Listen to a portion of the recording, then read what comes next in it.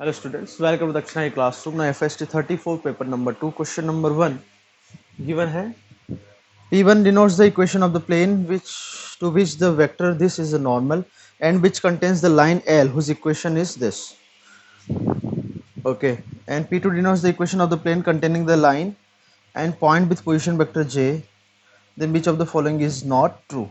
Okay, तो जो line की इक्वेशन है वो आपके पास है r vector is equals to i cap plus j cap plus k cap lambda times I cap minus J cap minus K cap. हमें प्लेन निकालना है दोनों. ठीक है, तो जो प्लेन P1 दे रखा है वो क्या है, उसका normal vector I cap plus J cap, तो वो हो जाएगा x plus Z is equals to D.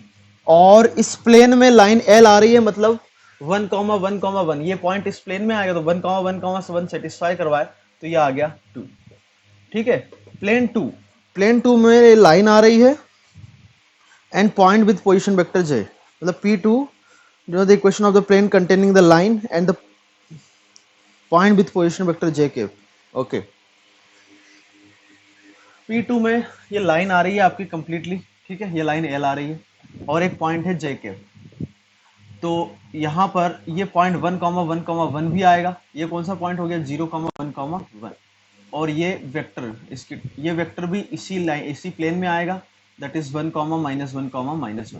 तो इन दोनों को ज्वाइन करके जो वेक्टर आ गया आपका, क्या आ गया, ये 0 है. तो आई कैप प्लस के कैप. ठीक है, तो जो इसका नॉर्मल वेक्टर है, नॉर्मल वेक्टर क्या हो जाएगा, इस वेक्टर का और इस वेक्टर का क्रॉस, तो परपेंडिकुलर वेक्टर आ गया. तो आई कैप जे कैप के कैप 1 0 1 और ये हो गया 1 -1 -1. तो एन वेक्टर आपका आ गया आई कैप के साथ 1 माइनस जे कैप के साथ आ गया -2 और के कैप के साथ आ गया -1. आई कैप प्लस 2 जे कैप माइनस के कैप, ये इसका नॉर्मल वेक्टर आ गया. तो प्लेन 2 हो गया आपका x plus 2y minus Z is equals to. अब इसमें कौन सा पॉइंट सेटिस्फाई कर रहा है, 0,1,0, तो वो हो जाएगा 2 के बराबर. कांस्टेंट जो है वो 2 के बराबर हो गया. बात समझ में आ गई. तो ये आपके दोनों प्लेन आ गए P1 एंड P2. बस, तो अब जो भी पूछा गया है आप बता सकते हो. Okay, now question number 2, which of the following is are true. A है urn contains A white and B black balls. All the balls except for one ball are drawn from it. The probability that the last ball remaining in the urn is white. Okay. तो total A plus B ball है. आप A plus B minus balls एक के बाद एक draw कर रहे हो. ठीक है. The probability the last ball is, तो लास्ट बॉल की सीधी प्रोबेबिलिटी निकाल लेते हैं. तो वो क्या होनी चाहिए, वाइट बॉल. तो A में से कोई भी एक, क्योंकि A number of white balls है, तो A में से कोई एक नंबर सेलेक्ट कर लिया जो वाइट बॉल है. अरे मतलब टोटल वाइट A बॉल है तो उसमें से एक सेलेक्ट कर ली. बाकी टोटल कितनी आपके पास A प्लस बी, तो उसमें से लास्ट के लिए कितनी लास्ट के लिए टोटल नंबर ऑफ केसेस कितने हो जाएंगे, A प्लस बी. भाई total balls A plus B है तो उसमें से सिलेक्शन का तरीका A प्लस बी C1, या फिर हम बोले A प्लस बी. ठीक है, उसमें से वाइट बॉल आनी चाहिए तो A में से एक वाइट बॉल सेलेक्ट कर ले. B option. A die is thrown once. The probability that the score is not more than 5. एक ही बार थ्रो कर रहे हैं. The probability the score is not more than 5, मतलब स्कोर क्या क्या हो सकता है, 1 2 3 4 5. तो रिक्वायर्ड प्रोबेबिलिटी आगे फेवरेबल केसेस अपॉन में टोटल 6 है, तो सिंपली 5/6. ठीक है. सी, द नंबर ऑफ नेब cards in a pack of 52 cards is 16. बिल्कुल गलत है ये तो. D, a box contain n enumerated articles. Each article is drawn and its number is noted down, after which it is replaced and the articles are street. The probability the natural sequence of numbers will be 1 2 to n. आपके पास n articles है. ठीक है, अब आपको एक एक निकालना है और उनको सीक्वेंस पे बैठाना है. तो आपके पास जो नंबर आए वो 1 आए, फिर 2 आए, फिर 3 आए और ऐसे ही n आए. तो भाई देखो, अच्छा रिप्लेसमेंट के साथ हो रहा है. तो पहला जो है आपके पास total number of cases, total number of articles कितने, n. तो उसमें से यही कार्ड है, उसकी प्रोबेबिलिटी 1/n. दूसरे में अब ये 1 निकाल लिया, फिर से रख दिया, फिर आपके पास n आर्टिकल्स हो गए. उसमें से फिर 2 नंबर का आर्टिकल आया, उसकी प्रोबेबिलिटी है. ऐसे ही लास्ट में n नंबर का आर्टिकल आए और टोटल तो n थे ही, सॉरी n नंबर का आर्टिकल आया तो उसकी मतलब यही आना चाहिए और टोटल नंबर तो n है, तो ये 1/n कितनी बार आएगा, n times. So this is your answer. Okay, now question number 3 में बोला गया है z1 z2 are complex number and z1 is not equal to z2. Then equation of a straight line through z1 and z2. z1 और z2, ठीक है, हमें imaginary part of z1. Okay, तो मान लो कॉम्प्लेक्स नंबर z इस straight line पे आ रहा है, ठीक है. तो यहां से ये दिख रहा है आपको कि argument of z minus z1 upon में इसने क्या पूछा है, z2 minus z1.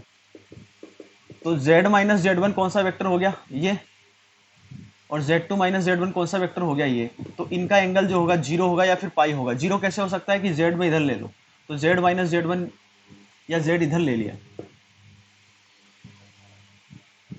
z minus z1 का जो होगा साइन वो ऐसा होगा, है ना. तो 0 भी हो सकता है, इधर ले लिया तो फिर वो पाई भी हो सकता है. तो कहने का मतलब हम बोल सकते हैं कि जो कॉम्प्लेक्स नंबर है z माइनस z1 अपॉन में z2 माइनस z1, 0 आर्ग्यूमेंट और पाई आर्ग्यूमेंट है. सो this is purely real. Purely real है, इसका मतलब क्या हुआ कि इमेजिनरी पार्ट 0 होगा. ओके, बी देखो, equation of circle with z1 z2 as diameter. अच्छा,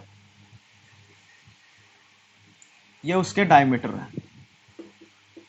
समझना बात को. z1 z2 क्या है, डायमीटर है. तो कोई भी एक कॉम्प्लेक्स नंबर लो इस सर्कल पे z, तो ये एंगल कितना बनेगा, 90 डिग्री. ये डायमीटर है, तो z माइनस z1, ये वेक्टर लिया हमने, z minus z1, sorry z minus z1 ये वाला वेक्टर है, और सिमिलरली z माइनस z2 लिया. तो इनके बीच का जो एंगल है, आर्ग्यूमेंट इसका क्या होगा, प्लस माइनस π/2. क्या ये बात समझ में आती है, 90 डिग्री है ना, तो रोटेशन से ये वेक्टर और ये वेक्टर के बीच का एंगल कितना है, प्लस 90 या फिर माइनस 90, क्योंकि z नीचे आ गया तो फिर और कुछ हो जाएगा. समझ में आ गया. तो इसका मतलब ये हुआ कि z माइनस z1 जो है आपका प्योरली इमेजिनरी हुआ. आर्ग्यूमेंट प्लस माइनस π/2 मतलब प्योरली इमेजिनरी. तो कॉम्प्लेक्स नंबर और उसका कॉन्जुगेट का माइनस टाइम्स बराबर होगा इस पूरे का कॉन्जुगेट, क्योंकि ये प्योरली इमेजिनरी हुआ. कौन, ये कॉम्प्लेक्स नंबर, तो ये और इसका कॉन्जुगेट का माइनस टाइम्स बराबर होगा. बात समझ में आ गई. तो यहां से हम देखें तो z माइनस z1, इसका कॉन्जुगेट इधर मल्टीप्लाई हो गया तो हो गया z माइनस z2 का बार, और ये उधर गया तो प्लस साइन के साथ z minus z2 into z minus z1 का कॉन्जुगेट, ये 0 होगा. क्या ये बात समझ में आई, आगे बात समझ में. तो इसने जो इक्वेशन दे रखी है उसको समझो कि mod 2z minus z1 minus z2,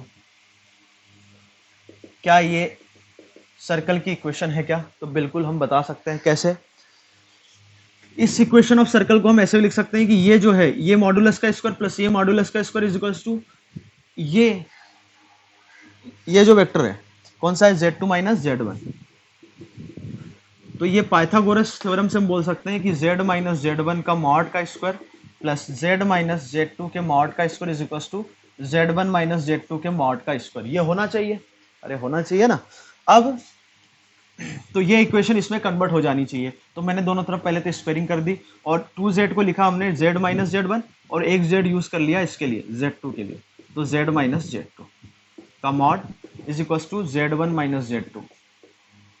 दोनों तरफ स्क्वायरिंग करी तो ये कुछ हो गया अल्फा, ये हो गया बीटा, दो कॉम्प्लेक्स नंबर. तो मॉड अल्फा प्लस बीटा क्या होता है, mod alpha square plus mod beta square plus alpha beta और फिर alpha beta is equal to ये है. अच्छा, यहाँ ऊपर अभी कंप्लीट नहीं हुआ. मॉड अल्फा प्लस बीटा का होल स्क्वायर क्या होगा, mod alpha square plus mod beta square. Alpha beta लिखा तो एक बार अल्फा का कॉन्जुगेट और एक बार बीटा का conjugate, and this is equals to, यहां से देखो आप, ये वाला ये टर्म हो गया और ये वाला ये टर्म हो गया क्या. So this is equals to 0. तो यहां से ये आ गया यहां से जो आया वो क्या आया, यही बन गया क्या आपका, ये वाला part. So therefore this equation represents equation of a circle whose diametric ends are z1 and z2. Okay. And C part में बोला गया equation of any circle passing through z1 and z2 is given by. Okay. दो point है z1 और z2, ठीक है, तो उससे पास होने वाले सारे सर्कल्स की इक्वेशन, तो भाई ये हम बता सकते हैं कैसे, फैमिली ऑफ सर्कल से, कि z1 z2 से पास होने वाले जो z1 z2 यदि डायमेट्रिक एंड हो जाए तो उस सर्कल की इक्वेशन हम लिख सकते हैं कैसे, ये हमने लिखी हुई थी अभी सेकेंड पार्ट जो हमारा था, 2z1 minus z1 minus z2 का mod minus z1 minus z2, ठीक है। ये तो हो गया सर्कल की इक्वेशन जिसके डायमेट्रिक एंड z1 z2 है, and plus lambda times of ये लाइन, और ये लाइन की इक्वेशन कौन सा है आपका पार्ट, ये imaginary part of this is 0 and that is equals to 0। समझ में आ गया, तो यही तो ऑप्शन में बोला गया है, फैमिली ऑफ सर्कल से लिखा है हमने, ठीक है। Now next is question number 4, देखो given the fourth term of the expansion. Okay,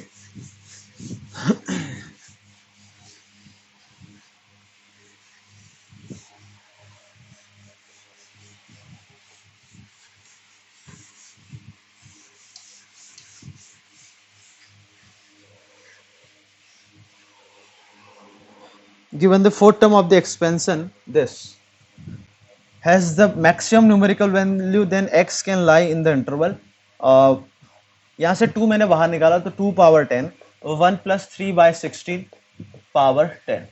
okay, तो फोर्थ टर्म की वैल्यू न्यूमेरिकली मैक्सिमम है, तो m जो होता है, m हम इसमें क्या लिखते हैं, n प्लस 1, अच्छा ये तो कांस्टेंट है फर्क नहीं पड़ता, m प्लस 1 अपॉन में 1 plus mod X Y Y, X का मतलब क्या होता है पहले जो, या फिर a प्लस बी लिखा हुआ है तो mod a by B by 16 तो ऊपर चला जाएगा, ठीक है। अब ये क्या बोला है कि फोर्थ टर्म है, मतलब टी आर प्लस 1, आर कितना हो गया आपका 3, तो this should lie between, m should lie between 3 to 4, तो 11 अपॉन में ये कहानी हो गई आपकी 1 प्लस, या ऊपर गया ये, तो मॉड 3x अपॉन में 3x का mod plus 16 should lie between 3 to 4।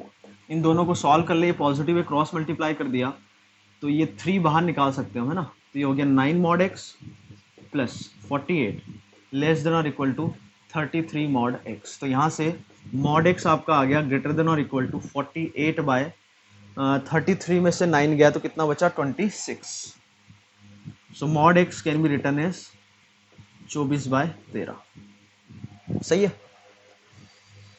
दूसरा इक्वेशन ये है, इसको सॉल्व करेंगे तो यहां से आ जाएगा 33 mod x less than 12 mod x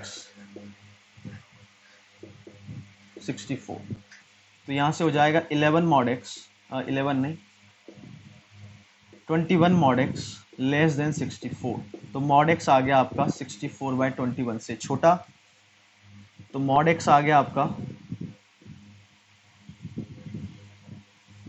less than और इक्वल टू ग्रेटर देन और इक्वल टू किसके है 24/13 एंड लेस देन बाय 64/21, तो ये मॉड x आया है, तो x एक तो ये 24/13 से 64/21 हो जाएगा और माइनस 64/21 से माइनस 24/13। अब ऑप्शन आप देख लो किस किस इंटरवल में ये आ रहा है आपका, ठीक है। नाउ नेक्स्ट क्वेश्चन इज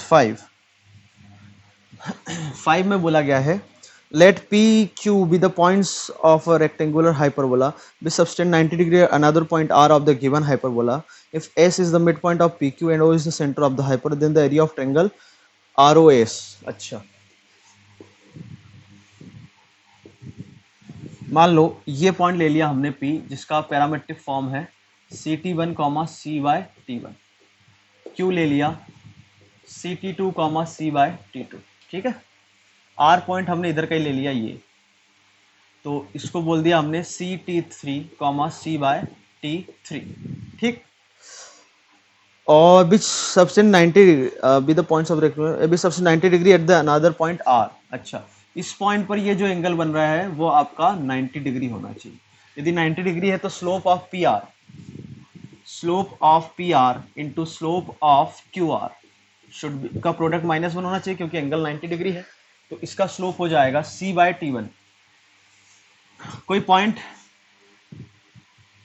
आपका मान लो M1 और M2 के फॉर्म में या फिर T लिखा हुआ है ना, मतलब कॉर्ड का स्लोप जो होगा वो आपको याद होना चाहिए -1 बाय T1 T2 होता है। नहीं भी है तो आप यहाँ से निकाल सकते हो, क्या आ जाएगा c by T1 minus c by T3 upon में 1 plus CT1 minus CT3। Okay, दूसरा भी ऐसे ही c by T2 minus c by T3 upon में CT2 minus CT3 is equal to -1। तो यहाँ से आ जाएगा c कैंसिल हो गया आपका T3 माइनस T1, तो -1 बाय T1 T2 T3 इधर हो जाएगा -1 अपॉन में T2 T3 is equal to -1। So this implies -1 by T3 square क्या आ जाएगा आपका T1 T2 यहाँ से। ठीक है, ये इंफॉर्मेशन हमारे पास आ गई। Now S is the mid point of P Q. इसको ज्वाइन किया तो एस इसका मिड पॉइंट, तो वो हो जाएगा सी T1 प्लस T2 और ये हो जाएगा सी T1 plus T2 bye T1 T2। ठीक है, ओ सेंटर है, ये O centre, the area of triangle ROS। अच्छा ठीक है, area of the triangle ROS।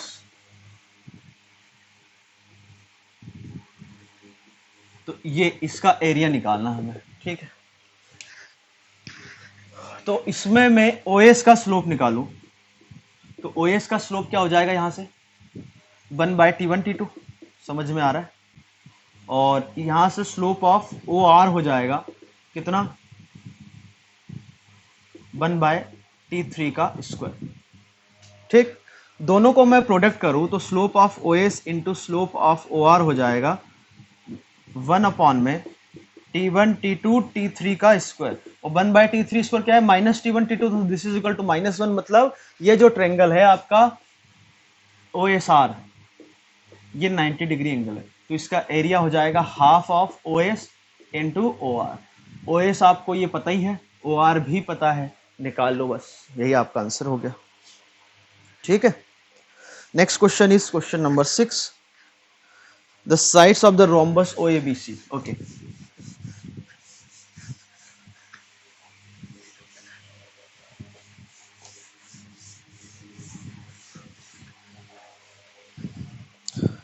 two sides of a rhombus OABC lying entirely in the first quadrant or third if the area of equal to 2 square units are this and this. Okay,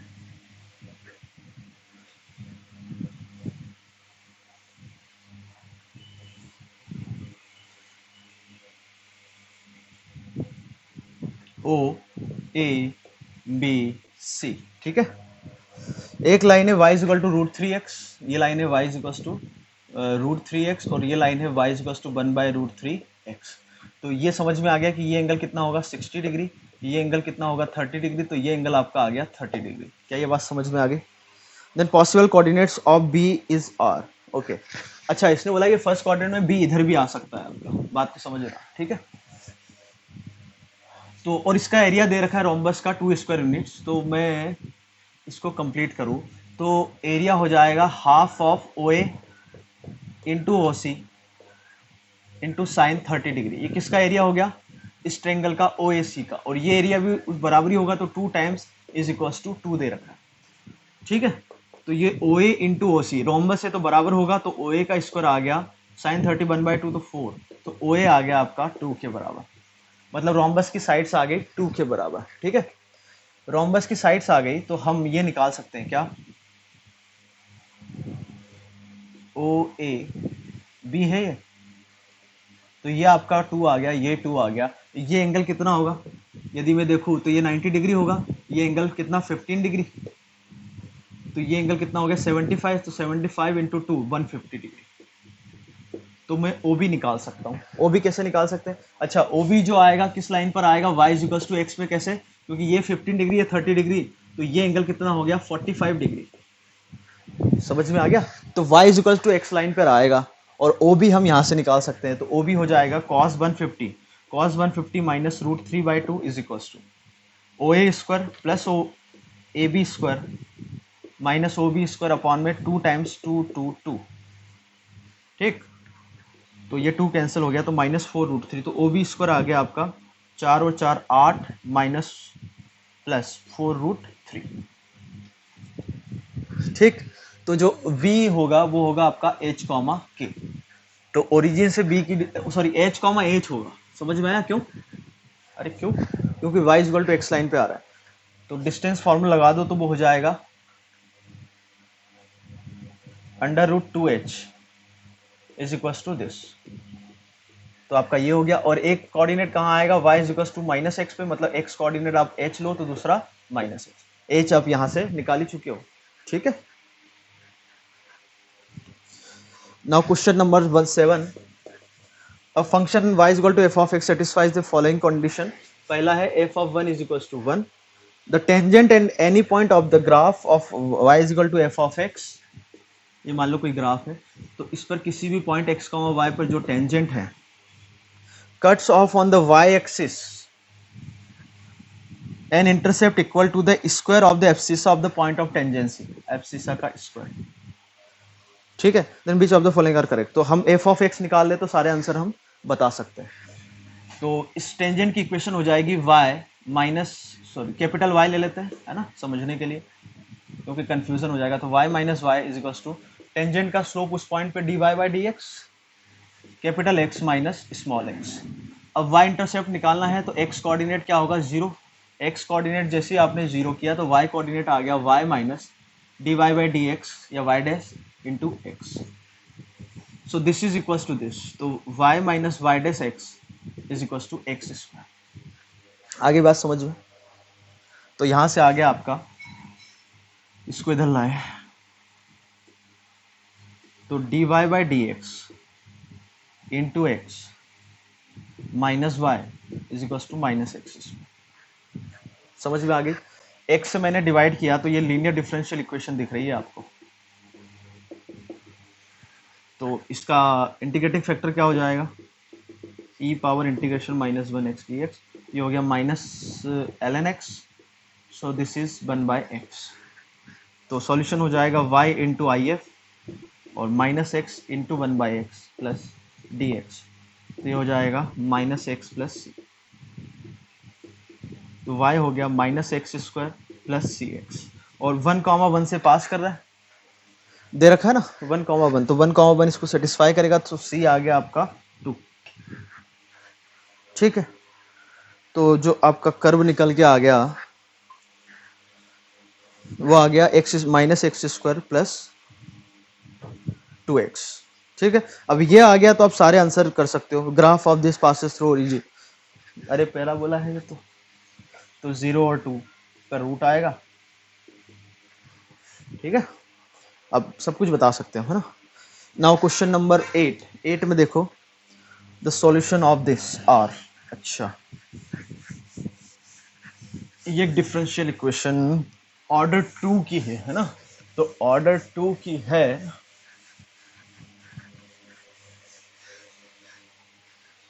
differential equation लिखी हुई है हमारे पास x square y dash का square plus x Y y dash minus 6y square is equal to 0।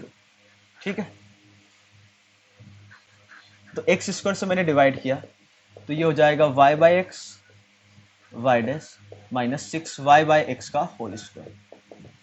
ठीक है, इसके factor बनते हुए दिख रहे हैं क्या? इसको मैंने लिखा 3y by x y dash minus 2y by x y dash minus 6y by x का होल स्क्वायर। तो यहां से y डैश कॉमन लिया तो क्या बचेगा अंदर? y dash plus 3y by x. यहां से 2y बाई एक्स कॉमन लिया तो यहाँ बचेगा y डैश और इधर बचेगा 3y बाई एक्स। तो यहाँ से रूट फैक्टर आ गए y dash 3y by x y dash minus 2y by x. तो वाई डैश आपका हो गया माइनस 3y बाई एक्स, या हम ऐसे बोले dy बाई डी एक्स आपका ये आ गया, और dy बाई डी एक्स क्या आ गया दूसरा 2y बाई एक्स। तो इसको हम सॉल्व करें तो ये हो जाएगा आपका ln y is equals to minus 3 ln x plus C, और इधर से हो जाएगा ln y is equals to 2 ln x plus कुछ नया कांस्टेंट c1। ठीक है, तो बस जो भी आ रहा है देख लो यहाँ पर। ठीक,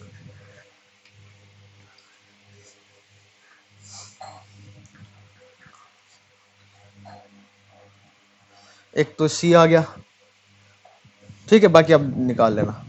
now next is question number 9, paragraph related to 9 and 10। ठीक है, तो let us define function g of x। g of x क्या बोला गया है, x square and x minus 1 whole square for x 0 to half and for x half to 1। ठीक, and another function f of x such that the area enclosed by curves g of x and x-axis between the ordinates this and this is half the area enclosed by gx and the x-axis। तो सबसे पहले तो gx को देखो आप क्या है, 0 से हाफ में, तो 0 पे 1/4 पे कितना, 1/2 पर कितना है 1/4, तो ये ऐसा जाएगा, और 1/2 पर ये भी कितना है 1/4, ये और ये भी पैराबोला अपवर्ड है, वर्टेक्स 1 पर है, तो ये कर्व कुछ ऐसा आएगा। बात समझ में आ गई। अब इसने आगे क्या बोला गया है, such that the area enclosed by the curves g of x and x-axis between the ordinates x is equals to beta and x is equal to beta plus 1 f of beta। तो beta जो है 0 से half के बीच में दे रखा है, और beta plus f of beta half से 1 के बीच में दे रखा है। बात समझ में आ रही। तो ये जो एरिया इंक्लोज हो रहा है,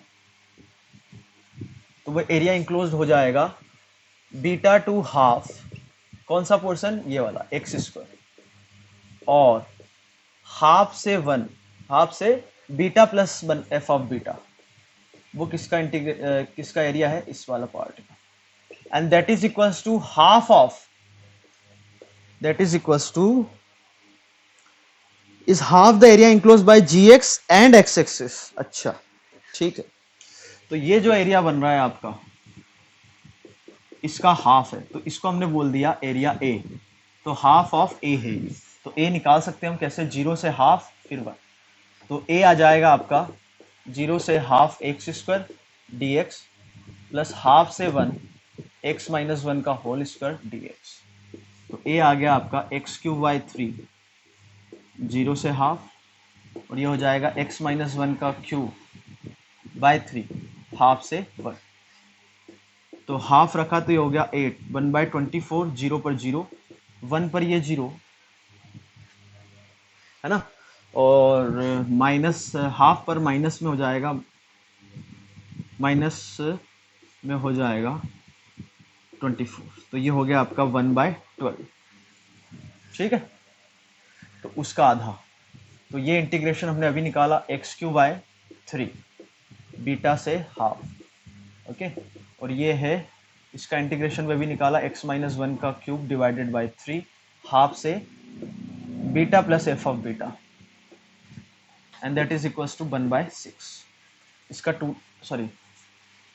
2 नीचे मल्टीप्लाई होगा तो 1/24।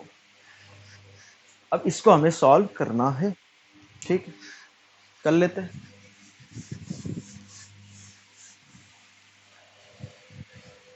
क्योंकि हमसे जो पूछा गया है सिर्फ एफ ऑफ बीटा निकालना ही पड़ेगा, क्योंकि आगे जो कहानियां हैं वो उसी फॉर्म में पूछी गई है। तो ये हो जाएगा हाफ का क्यूब दैट इज 1/8, तो 1/3 मैंने पूरे से कॉमन ले लिया, तो यहाँ x cube 1/8 minus beta cube plus 1/3 common आ गया है आपका, इधर हो जाएगा beta minus 1 beta plus f of beta minus 1 का क्यूब माइनस हाफ रखेंगे तो ये हो जाएगा minus minus plus 1/8, and that is equals to 1/24। ठीक है, तो ये हो गया 8 और 8, 1/8, 1/8 कितना हो गया 1/4, ये 1/12 हो जाएगा, है ना। और इधर बचेगा 1/3, 1/8 माइनस बीटा का cube plus beta plus f of beta minus 1 का क्यूब इज इक्वल टू 1/24। तो ये कितना हो गया था, 1/24 था, तो ये सीधा कैंसिल हो जाएगा। तो यहां से 1/8 माइनस बीटा क्यूब आ गया plus f of beta plus beta minus 1 का क्यूब। ठीक है, तो ये कहानी उधर जाएगी, तो F of beta plus beta minus 1 का क्यूब हो जाएगा बीटा क्यूब माइनस 1/8। तो एफ ऑफ बीटा हो गया आपका, इसकी पावर कितनी 1/3, और ये कहानी उधर जाएगी तो 1 माइनस बीटा। तो एफ ऑफ बीटा आपका ये आ गया।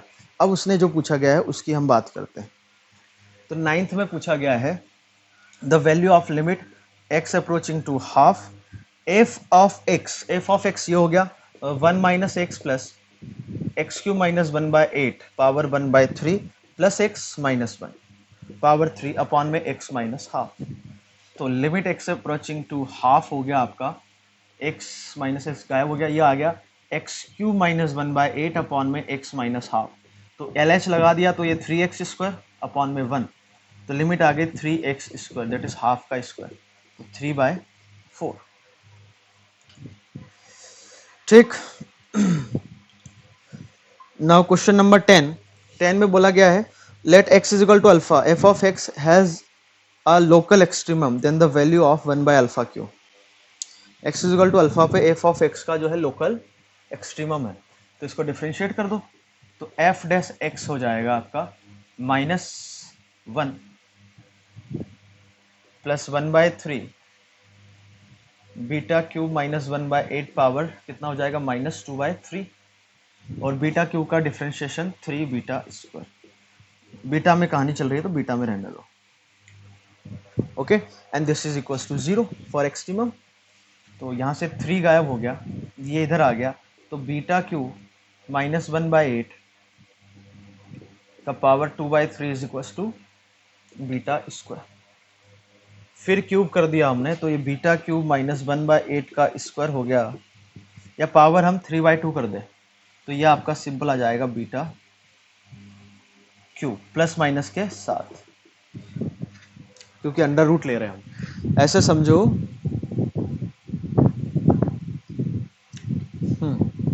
पावर 3/2 करिए ना, तो प्लस माइनस तो माइनस साइन में लूँ तो 2 बीटा क्यूब हो गया 1/8, क्योंकि माइनस प्लस साइन में तो नहीं आएगा कुछ, तो बीटा क्यूब आ गया 1/60, तो 1 अल्फा क्यूब पूछा है आपने, दैट इज 16 हो गया, बस यही तो बताना था। नेक्स्ट पैराग्राफ इस क्वेश्चन नंबर 11 एंड 12। ठीक है, 11 और 12 में बोला गया है this is the natural number, यहाँ पे पी आई जो है सारे प्राइम है। The number of ways in which n can be resolve in 2 factors is okay, number of divisors by 2 if number is not a perfect square, और perfect square हुआ तो number of divisors +1 divided by 2। इस इतने तरीके से हम 2 factor में resolve कर सकते हैं किसी नंबर को। तो क्वेश्चन नंबर 11 में आपसे क्या पूछा गया है, number of ways in which 420 can be factorise in two non coprime factors, two non coprime factors. ठीक है, तो 420 को लिख सकते हैं हम कैसे, 420 को हम देखें तो 10 फिर 42 फिर 7 6, ठीक है, तो 2 का क्या आ गया, ये स्क्वायर आ गया, 3 की पावर 1, 5 की पावर 1, 7 की पावर 1, 5 4, हाँ ठीक है। तो 420 को हम ऐसे लिख सकते हैं। तो सबसे पहले तो टोटल नंबर ऑफ डिविजर्स होंगे इसके कितने, 3 इंटू 2 इंटू 2 इंटू 2, 24।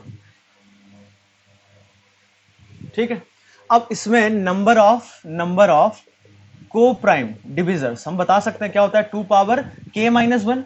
k क्या होता है, टोटल को प्राइम इसके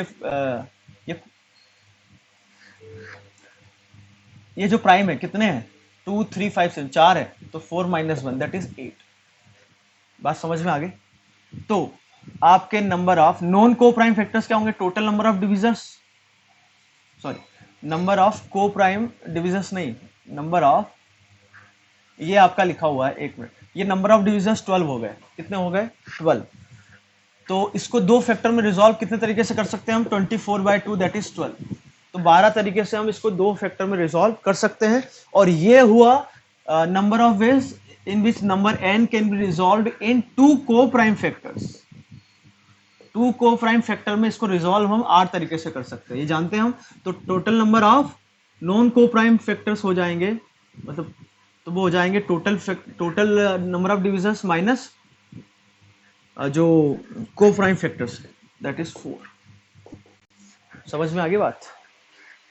अगला है the number of ways in which 420 can be resolve in 3 factors such that their LCM is 420। अच्छा ठीक है, इनको 3 नंबर में लिखना है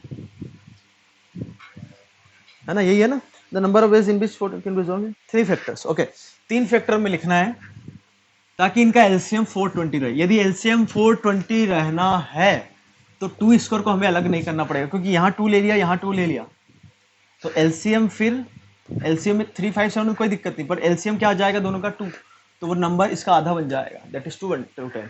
हमें यदि एलसीएम 420 चाहिए तो ये 2 स्क्वायर मतलब जो है नंबर आपका, ये 4 एक साथ रहेगा। तो अब 4 जो है इन तीनों में से किसी के पास भी चला जाए, ये 3 जो है इन तीनों में से किसी के पास भी चला जाए, तो 4 के पास नंबर ऑफ वेज 3, 3 के पास भी 3, 5 के पास भी 3, 7 के पास भी 3, तो 3 3 कितनी बार आएगा, 4 बार, and that is nothing but 81। Okay, now numerical type questions में क्वेश्चन नंबर 13 में पूछा गया है the parabola y is equal to x square is reflected in the line y is equal to 3। ठीक है, 1 बाय 1 जो बोला है करते जाओ। पैराबोला आपका इनिशियल था y is equal to x square, ठीक है, और तो ये पॉइंट हम निकाल सकते हैं। ये पॉइंट आपका क्या हो जाएगा कि y पैराबोला क्या है, y is equal to x square, y 3 लिया तो x कितना आ गया √3, इधर -√3। इसको y इज इक्वल टू 3 में हमने रिफ्लेक्ट किया तो आपका नया जो पैराबोला होगा वो कुछ ऐसा होगा। और ये पॉइंट 0,0, ये तो ये दोनों का मिड पॉइंट ये होना चाहिए, मतलब ये पॉइंट हो गया आपका 0,6। पहली बात तो ये हो गई, समझ में आ गया। अब इसके बाद क्या बोला, this new parabola is reflected in the line x is equal to 2। x is equal to 2 line यहाँ कहीं आएगी, एक मिनट, ये पॉइंट जो होगा वो देखना पड़ेगा हमें, एक मिनट, मतलब 2 इधर से होगा या उधर से होगा। तो ये पैराबोला की इक्वेशन हो गई y is equal to y minus 6 is equal to -x²। बात समझ में आ गई। तो ये 0 y 0 रख दिया मैंने, तो x कितना आ गया √6, ये पॉइंट आ गया आपका √6। तो 2 जो होगा इधर कहीं आएगा, तो दोनों के बीच से लाइन पास होगी आपकी ये। अब इस पैराबोला का रिफ्लेक्शन इधर, तो ये वाला पोर्शन जो है इधर आ जाएगा और ये वाला पोर्शन उधर चला जाएगा। समझ में आ गया? अरे आया कि नहीं आया? आ गया। ये लाइन कौन सी है आपकी, x इज इक्वल टू 2, तो इसका वर्टेक्स आ जाएगा, y कोऑर्डिनेट तो सेम रहेगा x, और x कोऑर्डिनेट कितना हो जाएगा, ये x इज इक्वल टू ये डिस्टेंस और ये डिस्टेंस बराबर है, तो ये हो जाएगा 4। तो आपका पैराबोला आ गया y minus 6 minus x minus 4, क्योंकि वर्टेक्स है 4,6 का स्क्वायर, तो ये हो गया आपका 6 minus x square plus 8x minus 16, तो minus x square plus 8x minus 10 is your required parabola. तो पैराबोला आ गया, तो हमने 13 क्वेश्चन बता दिया, बस कंपेयर कर लो। b आपका आ गया 8, c आ गया -10, तो 16 माइनस 10 हो गया 6, आंसर इज 6। क्वेश्चन नंबर 14 में दे रखा है let 2 parallel lines L1 and L2 with positive slope, okay, are tangent to the circle C1। C1 यदि हम देखें तो इसका सेंटर है 1,8 और रेडियस 1,8 है ना, और रेडियस 1, तो कुछ सर्कल ही ऐसा आएगा।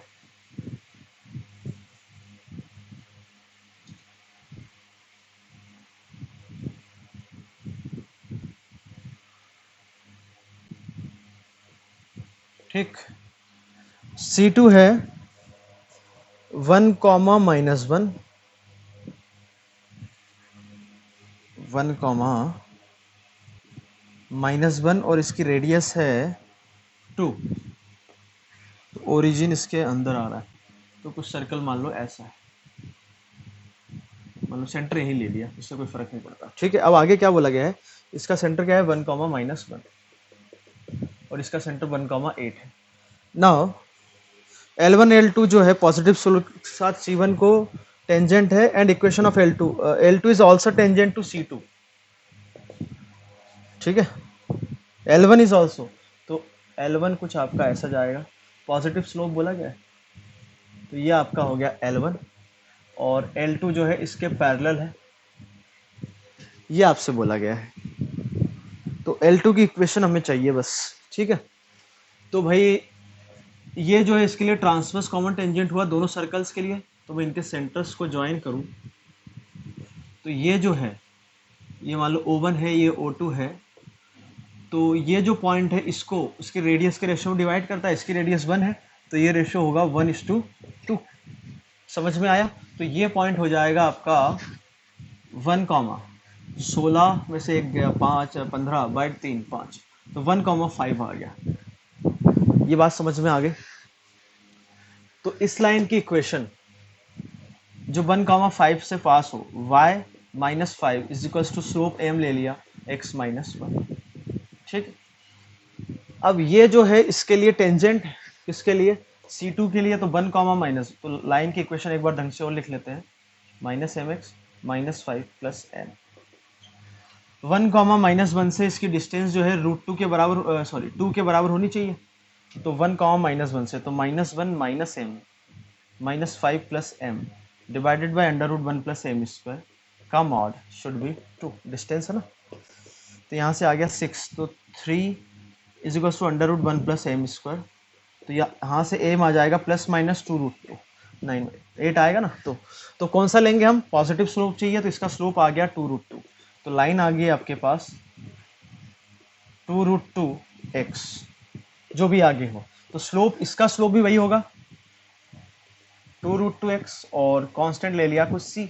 अब ये जो है इससे टेंजेंट है, तो 1,8 से जो परपेंडिकुलर डिस्टेंस है 1 किसके बराबर होनी चाहिए? 1 के बराबर, तो ये हो जाएगा 2√2 x coordinate 1 plus c minus 8 upon में 1 प्लस 8 का mod should be equals to 1। तो यहाँ से निकाल लो आप, c आ गया आपका, c आ गया तो लाइन आ गई। Now question number 15, ABC are the angles of an acute angle triangle. यदि ऐसा है तो tan A, tan B, tan C, या फिर ऐसे बोले हम tan A plus tan B plus tan C should be equals to tan A, tan B, tan C। अब tan A ये सब ना लिखना पड़े, तो tan A को हमने बोल दिया A, tan B को बोल दिया B, tan C को बोल दिया C is equals to ABC है। ये हमारे पास एक इन्फॉर्मेशन पता है। तो जो डिटर्मिनेंट सॉल्व करना है वो सॉल्व करना है B प्लस C का whole square, a square b square a plus c का whole square and b square c square a plus b का होल स्क्वायर। ठीक है, इसे सॉल्व करना है। तो सबसे पहले मैंने क्या किया, इस न्यूमरेटर से मैंने ए स्क्वायर कॉमन निकाल लिया, तो ये क्या हो गया बी बाय ए प्लस सी बाय ए का स्क्वायर 1 समझ पा रहे हो? यहाँ से बी स्क्वायर कॉमन निकाला और नीचे से सी स्क्वायर, तो यहाँ बचेगा 1, यहाँ बचेगा a by B plus C by B 1, इधर बचेगा 1 1, इधर बचेगा a by C plus B by C का होल स्क्वायर। ठीक, अब यहाँ से मैं a से डिवाइड करूँ तो b by C plus b by a plus C by a is equal to b c minus 1, a से डिवाइड करने के बाद, so this can be written as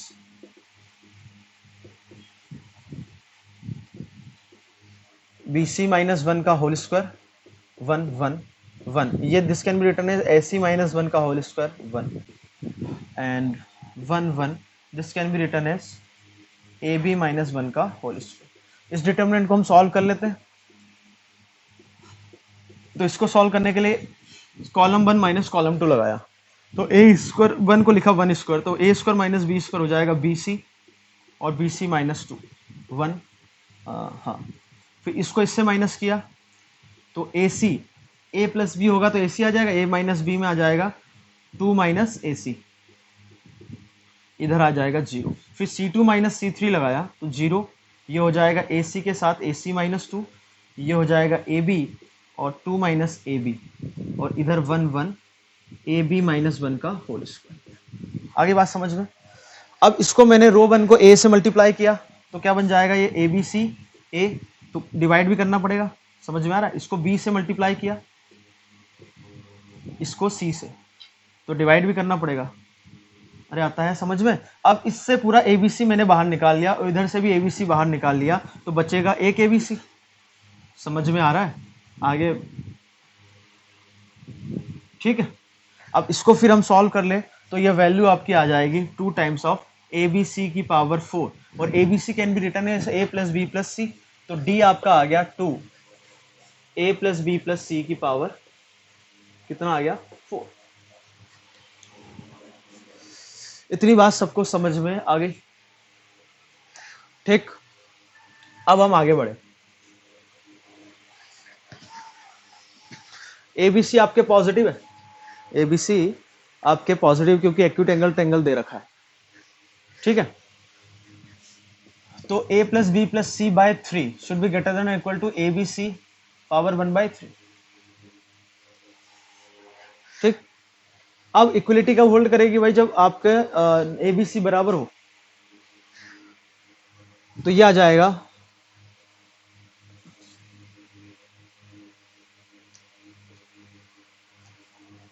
हाँ ABC मतलब 10 है, 10 भी 10 से बराबर हो मतलब 60 डिग्री, तो √3 √3 √3 √3 √3 √3, तो यहां से आ गया A प्लस बी प्लस सी, ये ABC हो गया, तो √3 का क्यूब तो वो हो गया √3 एंड दिस इज 3, तो ABC हमेशा 3 √3 से ज्यादा होगा, so this can be return as greater than और इक्वल टू 2 3 √3 की पावर 4, तो D आ गया ग्रेटर देन इक्वल टू 3 √3 27 का स्क्वायर बहुत 729,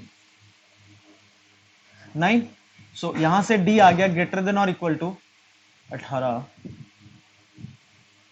1458, तो हमें जो निकालना है वो बताना है D अपॉन में 1000, तो ये ग्रेटर देन इक्वल टू 1, तो लिस्ट इंटीजर इससे जो बड़ा है वो आ गया आपका 2, ठीक है। नाउ क्वेश्चन नंबर 16, इसमें देखो क्या है,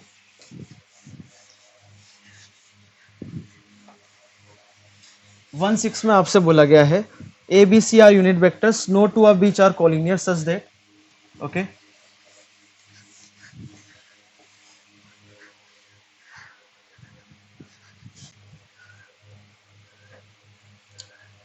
A cap cross C cap is equals to C cap cross B cap, and B cap cross A cap is equals to A cap cross C cap.